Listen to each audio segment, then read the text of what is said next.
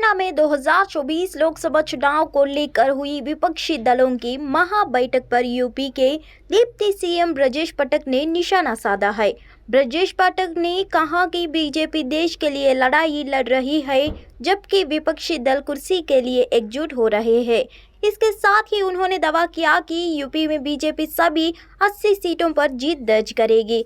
यहां से विपक्ष का सफाया हो जाएगा। पटना में 23 जून को विपक्षी दलों की महा बैठक हुई थी, जिसमें समाजवादी पार्टी अध्यक्ष अखिलेश यादव, कांग्रेस नेता राहुल गांधी समेत 15 दलों के बड़े नेता शामिल हुए थे। इस बैठक में सभी दलों ने बीजेपी के खिलाफ एकजुट होकर चुनाव में आगे बढ़ने की बात कही है।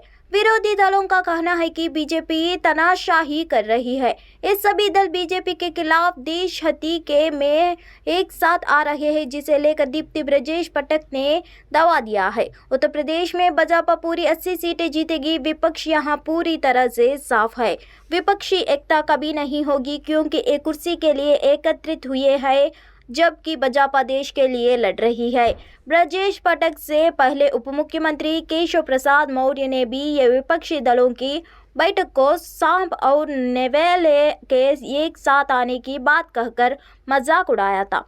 केशव मौर्य ने कहा, सांप और नेवला जैसे संग नहीं रह सकते, केर बेर का संग नहीं हो सकता, उसी प्रकार अवसरवादी दल एक नहीं हो सकते। इनमें अधिकांश का उदय कांग्रेस विरोध से हुआ है। मौर्य ने कहा कि जिनका परिवार तंत्र के लोकतंत्र था, जिनके परिवार की राजनीति खतरे में है, जिनके भ्रष्टाचार का खुलासा हो रहा है, ऐसे सभी मुद्दाविहीन विपक्षी दलों के नेता आज पटना में बैठक में सम्मिलित हुए। देश की राजधानी दिल्ली सहित आसपास के इलाकों में शनिवार सुबह से ही बादल छाए हुए हैं। वही तापमान करीब 38 डिग्री तक होने और मौसम में आर्द्रता ज़्यादा होने की वजह से काफ़ी संख्या में लोग बेचैनी महसूस कर रहे हैं। फिलहाल दिल्ली के आसमान में बादल छाए हुए हैं और किसी भी समय बारिश होने की संभावना है। मौसम विभाग में दिल्ली के सटे गुरुग्राम, गाजियाबाद, गौतमबुद्धनगर और गुरुग्राम में भी बारिश होने की आशंका जताई है। भारत मौसम विभाग के मुताबिक दिल्ली में शनिवार को आसमान में बादल छाए रहने और दिल्ली में गरज के साथ छींटे पड़ने और हल्की बारिश होने का अनुमान है। अधिकतम तापमान 38 डिग्री सेल्सियस और न्यूनतम 30 डिग्री रहने का पूर्वानुमान है। आईएमडी के गरज के साथ हल्की से मध्यम बारिश भी हो सकती है। मौसम विभाग में दिल्ली सहित गुरुग्राम, नोएडा, ग्रेटर नोएडा, गाजियाबाद और फरीदाबाद के लिए भी येलो अलर्ट जारी किया है। आईएमडी के अनुसार 28 जून तक दिल्ली लगातार बारिश होने की आशंका है। वहीं 29 जून को गरज के साथ बादल के छाने और बूंदाबांदी की संभावना है। दिल्ली के मुखर्जी नगर में 15 जून को डीडीए के एक कमर्शियल इमारत में आग लग गई। इस घटना में दिल्ली पुलिस के मुताबिक 69 छात्र घायल हुए, जिसमें से 3 छात्रा भी 3 अलग अलग अस्पताल में भर्ती है, जहां उनका इलाज चल रहा है।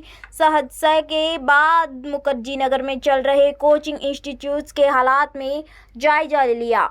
जिस बिल्डिंग में आग लगी वहां फायर सेफ्टी नियम का पालन नहीं किया जा रहा था। नियमों का उल्लंघन सिर्फ इस बिल्डिंग में ही नहीं है। मुखर्जी नगर में ढेरों ऐसी इमारत है जहां सुरक्षा की अनदेखी की जा रही है। डीडीए द्वारा बनाए गए ज्यादातर इमारतों में संकरी सीढ़ियां के दीवारों पर लगे बिजली के मीटर और खराब पड़े अग्निशामक यंत्र है। इन सभी के पास एनओसी नहीं है। दिल्ली फायर सर्विसेज के निदेशक अतुल गर्ग कहते हैं, हर इमारत को एनओसी की जरूरत नहीं होती है। अभी तक हमने दिल्ली में किसी भी कोचिंग इंस्टीट्यूट को फायर एनओसी नहीं दिया है, क्योंकि उन्हें दिल्ली फायर सर्विस एक्ट में नहीं जोड़ा गया है। आग की घटना के बाद हमने पाया कि मुखर्जी नगर में जितने इमारत को कोचिंग इंस्टीट्यूट चल रहे हैं, वहां इमारत सुरक्षा की दृष्टि से छात्रों के लिए सुरक्षित नहीं है। हादसे के बाद वहां इमारतों, खासकर खिड़कियां पर लगे इंस्टीट्यूट्स के पोस्टर्स को हटा दिया गया है। 56,000 करोड़ बैंक धोखाधड़ी के मामले में गिरफ्तार भूषण स्टील के पूर्व प्रमोटर एमडी नीरज सिंघल को राउज एवेन्यू कोर्ट में पेश किया गया। नीरज सिंघल की ईडी हिरासत खत्म होने के बाद कोर्ट में पेश किया गया था। प्रवर्तन निदेशालय यानी ईडी ने नीरज सिंघल को न्यायिक हिरासत में भेजने की मांग की गई है, जिसके बाद राउज एवेन्यू कोर्ट ने नीरज सिंघल को न्यायिक हिरासत में भेजा। राउज एवेन्यू कोर्ट ने भूषण स्टील के पूर्व प्रमोटर एमडी नीरज सिंघल को 8 जुलाई तक की न्यायिक हिरासत में भेज दिया है। नीरज सिंघल को वेकेशन स्पेशल जज सीबीआई राजेश कुमार गोयल की अदालत में पेश किया गया था। नीरज सिंघल को 9 जून को ईडी ने 56,000 करोड़ रुपए के बैंक धोखाधड़ी मामले में गिरफ्तार किया गया था। विपक्षी दलों की पटना में हुई बैठक पर राष्ट्रीय जनता दल के नेता और राष्ट्रीय उपाध्यक्ष शिवनंदा तिवारी ने प्रतिक्रिया दी है। उन्होंने आम आदमी पार्टी के नेता और दिल्ली के सीएम अरविंद केजरीवाल को लेकर प्रतिक्रिया दी। उन्होंने कहा कि अरविंद केजरीवाल का किसी ने नोटिस नहीं लिया।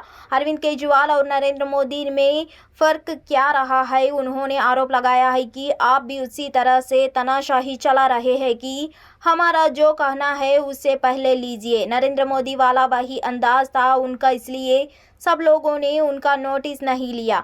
वही इस बैठक में विपक्षी दलों की ओर से कोई संज्ञा कार्यक्रम और आगामी चुनाव में चिहार पेश के लिए जाने पर चर्चा जारी है। विपक्षी दलों की बैठक में कॉमन मिनिमम प्रोग्राम और भारतीय जनता पार्टी के खिलाफ संज्ञा उम्मीदवार पेश न किया जाने पर नीतीश कुमार के मंत्री तक जवाब नहीं दे पा रहे हैं।